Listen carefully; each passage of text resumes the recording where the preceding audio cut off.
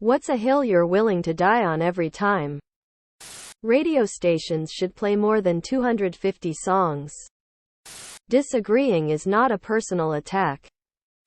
People getting on subways or elevators before letting people off makes no sense. I say my piece every time I see it. Keep the goddamn sponge out of the sink. Apologies mean nothing without changed behaviors. The kind of people who want power are the worst kind of people to have power. Power should be a responsibility, not a reward. What is a bedroom decoration that makes somebody unattractive? The first night I brought my partner back to my apartment, I was telling him some stories about my dachshund, who lived at my mom's house. He saw a dachshund plushie sitting on the TV and thought that was what I was talking about. Later, when he met my dog, he said, "Oh, what a relief. I thought you were crazy." Quote, piss bottles in the corner of their room. Speaking from experience. Don't ask. Knew a guy that had a framed professional photo of himself, shirtless, over the top of his bed. Face with rolling eyes. Dolls. Lots of dolls. Dolls that just stare at you. Dolls that judge your soul. Dolls that become possessed. A blue 55-gallon barrel in the corner. If you're a guy and you have too many posters of bikini-clad women on your walls, that's a huge turn-off. What's something most people find ugly, that you find oddly attractive? As a woman who is almost 6 feet, I am very attracted to shorter men. I don't know who convinced women that crow's feet are something to hide under expensive creams.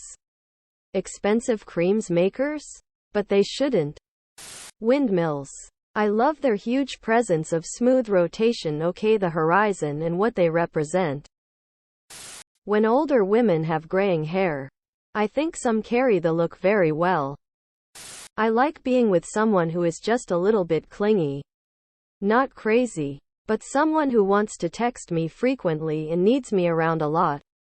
I adore having a sense of desire. Broad, round faces on women. There seems to be a general preference for thinner and more angular faces. But there's something so warm and inviting about a wide smile on a softer, rounder face. Atheists who grew up religious, what made you stop believing? Observing totally normal people not being religious, which led to using critical thinking and developing a better understanding of science. I had a really incredible astronomy teacher in high school. One day during one of his mind-blowing descriptions of the scale of the universe, something just clicked. Got me thinking differently. And I haven't gone back. That moment is viscerally ingrained in my memory. The pastor told my parents he was concerned I was falling for the devil's antics because I asked innocent questions in Bible study like, what about people in remote areas that will never know God? Those raised in different religions because of their parents? Why would they go to hell? The way the church and my parents reacted told me all I needed to know to open the door. Just never made any sense. At some point I developed critical thinking skills and started asking questions, and there were no answers. Except, you just gotta have faith.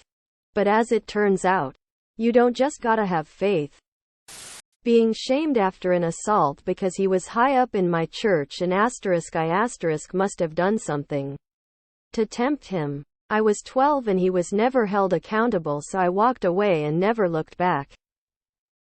When I was 10 at Vacation Bible School, and we were asked if God speaks to us, and everyone around me was like, I feel God's presence all the time. And I was like, I have never felt God's presence. I mulled that one over as much as a 10-year-old can. And wondered why God wouldn't talk to me when I was generally a pretty good kid. When I realized that Santa and the Easter Bunny didn't talk to me either. What's an unspoken rule of Reddit? Username should not be your name. There are no unspoken rules of Reddit. If you do something wrong, someone will * tell you. Don't tell real-life friends your real Reddit account name ever. Ask the same questions that have been answered 100 times already this week. Upvote the comment that answers your question.